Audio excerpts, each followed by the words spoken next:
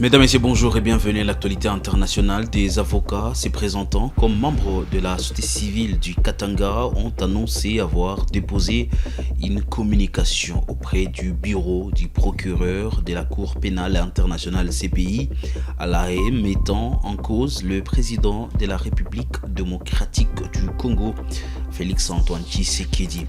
Le requérant affirme avoir transmis des éléments portant sur de présumés massacres et des violations des droits humains qu'ils disent avoir documentés dans plusieurs localités de l'espace katangais, notamment Luilu, Lubuka, Malemba Nkulu et Kilobelobe. Suivez. Au regard d'une analyse lucide et à froid, nous avons effectivement constaté que nous devions communiquer au procureur de la Cour pénale internationale les faits graves que nous avions constatés, notamment des massacres à Luilu, à Bukama, à Lubumbashi, à Kilobelobe et dans plusieurs milieux de l'espace katangais, qui démontraient que le président Tshisekedi et tous ceux qui sont à son service ont mis en place une politique de terreur qui permet la commission des graves violations de droits de l'homme et de meurtres chaque fois que dans l'espace katangais, toute attitude peut être perçue comme un défi, comme une révolte ou une simple opposition. À côté de cela, a été mise en place une technique d'enlèvement, puisque ce ne sont pas des interpellations régulières, des détentions prolongées et illégales, sans accès à l'avocat, sans accès aux familles, des tortures, voire des disparitions, notamment les cas du pasteur Ngoï Mulunda, kidnappé à l'étranger, en Zambie en l'occurrence, alors qu'il avait un statut de réfugié, et dont on est depuis, sans nouvelles, sans accès à l'avocat. C'est un des cas parmi tant d'autres qui ont été documentés et que nous avons amenés au procureur de la Cour pénale internationale. Nous en avons profité aussi pour lancer un communiqué d'alerte, parce que le modus operandi des répressions contre la population katanghaise procède d'un mécanisme qui sous-tend le contrôle du pouvoir de l'État, les pillages des ressources minières et des ressources de l'État. En ce qui concerne le Katanga, c'est plus les ressources minières, mais aussi la mise en place des milices, notamment des milices de son parti, l'enrôlement dans les milieux d'origine ethnique proche du président Tshisekedi ou de son parti, des personnes à qui on donne une formation militaire pour qu'ils servent des bras armés à la répression ou au maintien du régime, puisqu'ils ont été recrutés, selon les dires du secrétaire général de son parti, pour soutenir le pouvoir de leurs frères.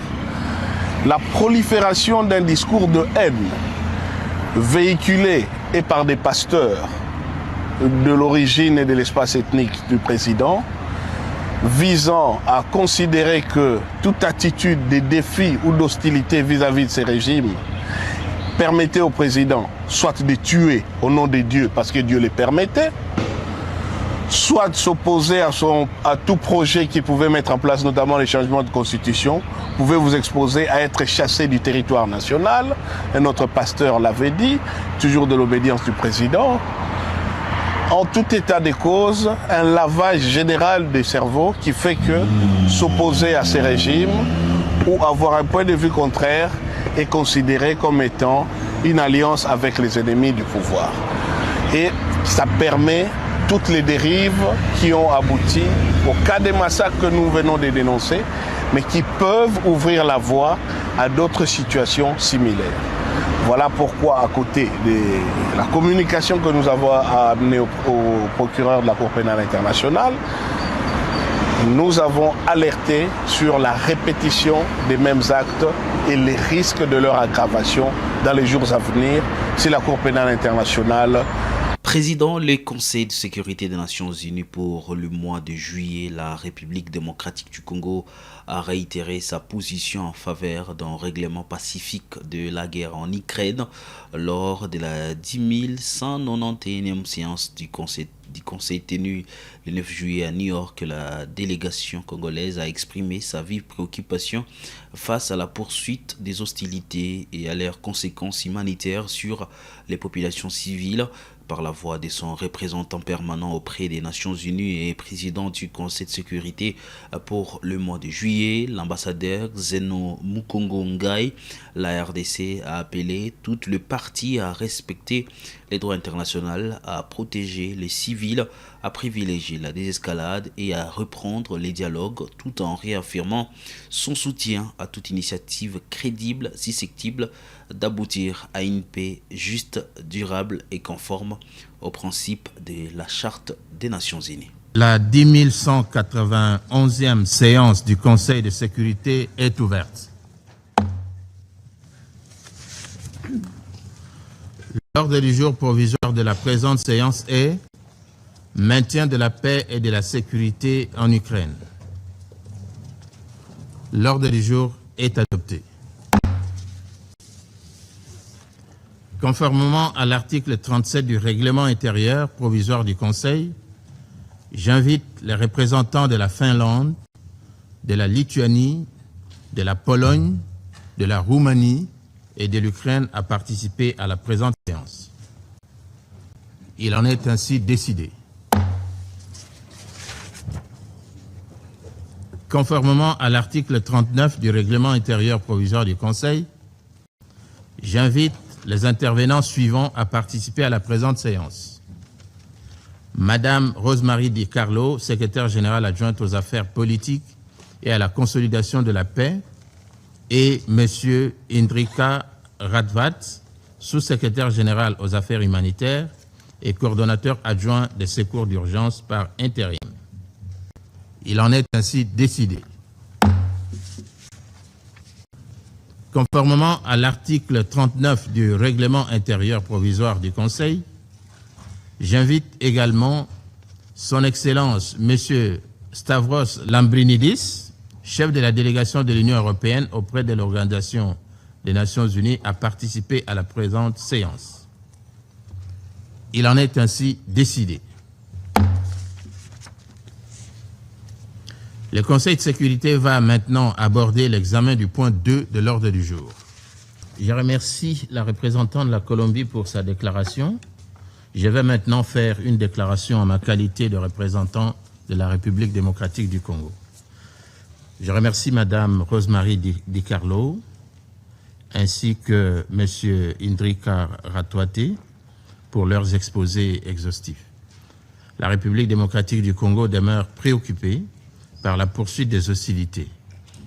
Malgré les nombreux appels à la désescalade et à la retenue lancée par ce Conseil, ma délégation constate avec regret que la logique militaire semble irrémédiablement prendre le pas sur les efforts politiques et diplomatiques pourtant indispensables à un règlement durable de ce conflit, au détriment des populations civiles, notamment les femmes et les enfants qui en payent un lourd tribut. Réaffirmant son profond attachement aux buts et principes de la Charte des Nations Unies, au respect du droit international et du droit international humanitaire, la République démocratique du Congo rappelle qu'il ne saurait y avoir de solution militaire à ce conflit.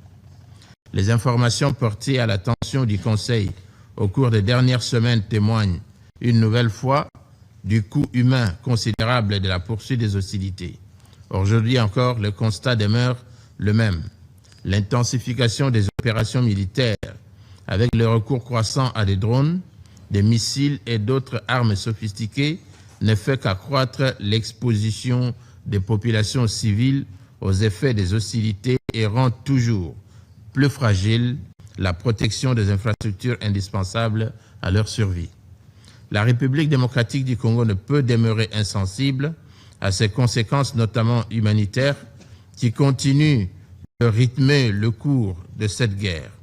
En effet, aux pertes en vies humaines s'ajoutent les déplacements des populations, la destruction des moyens de subsistance, les perturbations des services essentiels, ainsi que des traumatismes dont les effets continueront de peser durablement sur les générations futures. Ces réalités ne peuvent en aucun cas être ignorées et rappellent l'ampleur du coût humain de ce conflit ainsi que l'urgence de mettre un terme à cette spirale sans issue. À ce propos, ma délégation aimerait rappeler les 3 points suivants. Premièrement, la République démocratique du Congo réaffirme que toutes les parties au conflit sont tenues de respecter pleinement les obligations qui leur incombent en vertu du droit international, notamment du droit international humanitaire et du droit international des droits de l'homme. La protection des civils ainsi que des biens de caractère civil doit demeurer une priorité absolue en toutes circonstances. Deuxièmement, aucune escalade militaire ne saurait créer les conditions d'une paix durable. Tel que nous l'avions indiqué précédemment, chaque nouvelle offensive éloigne davantage les perspectives d'un règlement négocié tout en aggravant les souffrances des populations civiles. Seule la désescalade, la retenue et la reprise d'un dialogue sincère permettront d'ouvrir la voie à une solution politique conforme aux buts et principes de la Charte des Nations Unies. Troisièmement, ma délégation appelle toutes les parties à s'abstenir de tout acte susceptible d'aggraver davantage la situation et à privilégier, sans délai, les voies du dialogue, de la médiation et de la diplomatie conformément à l'esprit de la Charte des Nations Unies. Pour conclure, la République démocratique du Congo rappelle qu'il incombe au Conseil de sécurité, conformément aux responsabilités que lui confère la Charte des Nations Unies, de poursuivre ses efforts en faveur d'un règlement pacifique de ce conflit. Ma délégation continuera d'appuyer toute initiative crédible, susceptible de favoriser la désescalade, de protéger les populations civiles et de rapprocher les parties d'une paix juste et durable dans le respect du droit international. Je vous remercie. Je reprends mes fonctions de président du Conseil. Réunis le 12 juillet à Ouagadougou, les ministres de la Défense de l'Alliance des États du Sahel ont examiné un projet des statuts de la future force unifiée de l'organisation présidée par le ministre burkinabé de la Défense, le général Célestin Simporé. Cette réunion s'inscrit dans le processus de mise en place d'une armée commune destinée à renforcer la coopération sécuritaire entre le Burkina Faso, le Mali et le Niger.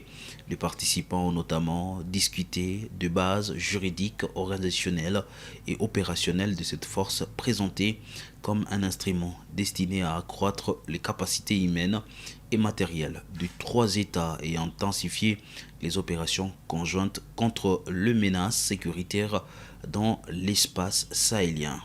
L'étape qui va suivre, c'est la montée en puissance. Cette force unifiée est le socle d'une véritable armée que nous sommes en train de bâtir au service de la Confédération de l'AES. Donc, nous allons continuer à renforcer nos capacités humaines, nos capacités matérielles et renforcer davantage les opérations que nous allons conduire sur le terrain.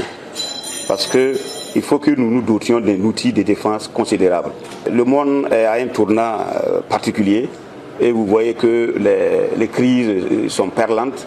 Et il est de l'intérêt des États de l'AES de mettre en commun une véritable force, une force pour laquelle les hommes seront dédiés au commandant de la force qui sera à mesure à tout moment d'intervenir n'importe où dans l'espace AES.